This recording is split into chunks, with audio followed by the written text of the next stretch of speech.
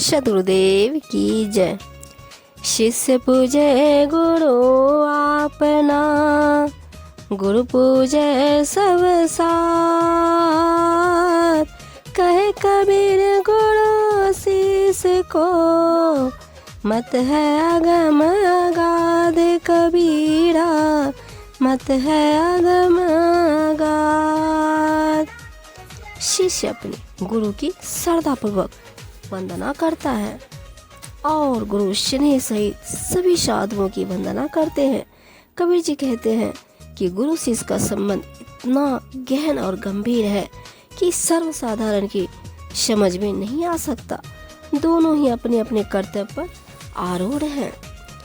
देश देशांतर मैं फिरूं, मानुष बड़ा सुकाल।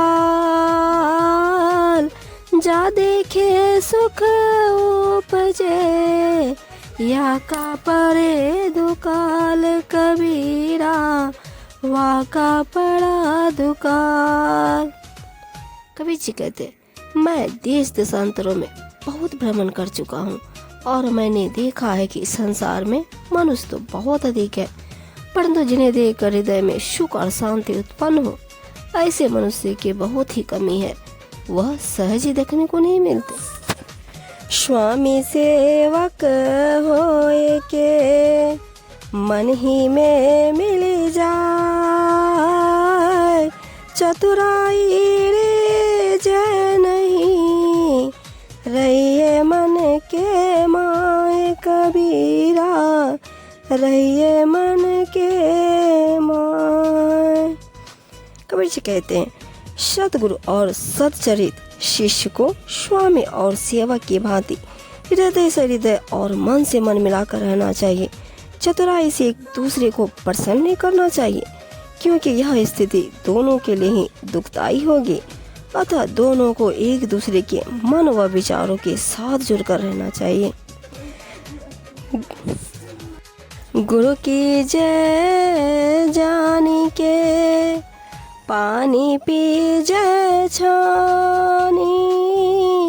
बिना विचारे गुरु करे, पड़े 84 खानी कबीरा, पड़े 84 खानी। सद्गुरु कबीर जी शिष्य को सचेत करते हुए कहते हैं कि जिस प्रकार गंदगी को दूर करने के लिए छान कर शुद्ध पानी पियाना चाहिए, उसी प्रकार अच्छी तरह से जान समझकर कथनी करने की जांच परख करके ही गुरु बनाना चाहिए। बिना सोचे विचारे जो गुरु बना लेता है, वह फिर संसार रूपी 84 यानी कि आवागमन में जा पड़ता है। अर्थात बिना विचारे बनाया गुरु यदि स्वयं ही अज्ञानी छली प्रपंची हो, तो वह शिष्य को ज्ञान उपदेश देकर उसका उद्धार कैसे कर सकता है। गुरु तो ऐसा चाहिए, शिष्य जो कहूँ न ले। शिष्य तो ऐसा चाहिए, गुरु को सब कुछ दे कबीरा, गुरु को सब कुछ दे। साहब जी कहते हैं, गुरु को निष्काम, निर्लोभ और संतोषी होना चाहिए। उसे शिष्य कभी भी कुछ लेने की अपेक्षा नहीं करनी चाहिए, क्योंकि जहाँ गुरु लोभी और शिष्य कुछ लेने की कामना करता है, वहाँ गुरुत्व की गरिमा घट जाती है। परंतु शिष्य को ऐसा होना चाहिए कि वह गुरु को अपना सब कुछ अर्पण कर दे, तभी उसे ज्ञान की प्राप्ति होगी। गुरु भया नहीं शिष्य भया, हृदय कपट न जा। आलो पालो दुख सहे, चढ़ी पाथर की नाव कबीरा, चढ़ी पाथर की नाव। जब तक हृदय में छल, प्रपंच और कपट है, अर्थात हृदय पवित्र नहीं है, तब तक न तो गुरु गुरु है और न शिष्य शिष्य है। वे दोनों ही गुरु और शिष्य के योग नहीं है। ऐसी स्थिति में वे दुख ही पाएंगे, जैसे पत्थर की नाव पर चढ़कर अज्ञानी भवसागर को पार नहीं कर सकते। ऐसा कोई ना हमको दे उपदेश।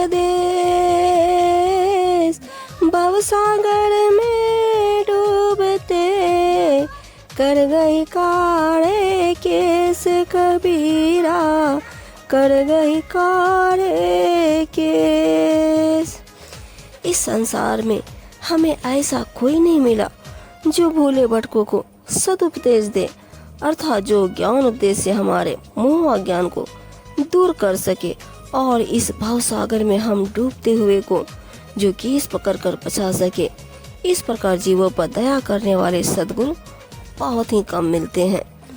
ऐसा कोई ना मिला जासो कहूँ निसंग, जासो हृदय की कहूँ सो फिर मारे डंक कबीरा, सो फिर मारे डंक। इस संसार में हमें ऐसा कोई नहीं मिला जिससे हम हृदय की बात निर्भीकता से कह सकें।